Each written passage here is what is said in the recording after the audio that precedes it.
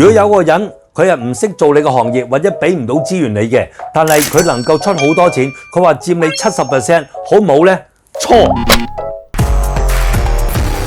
一個本身完全唔懂你嘅生意，而佢去投資咗你，佔咗你70% 嘅話，而佢可以喺公司裏面咧掌握到管制嘅權益嘅話咧，嗱咁就好大件事啦。譬如可能你係做 IT 業嘅話，突然間有一個咧做地產，佢有好多錢，不過唔識做 IT， 而佢投放咗你可能係700萬，佔咗你70% 嘅話，而所有嘅一啲嘅決策，你係放喺一個完全唔識得做 IT 業嘅人嚟做決策，嗱咁係好危險嘅。要知道咧喺股權分配裏面咧有責權利嘅，你一定要懂得點樣叫做同股不同權。只有同股不同權呢個方法，先可以咧你仍然可以發展到你嘅理想，同埋你可以話到是你盤生意，但係咧一樣咧可以分到你應該分到嘅利潤嘅。所以咧我哋一定要清楚，我哋唔能夠均股均利均權嘅，而係我哋要喺責權利唔同嘅，呢一種就稱之為同股不同權啦。喺留言區裏面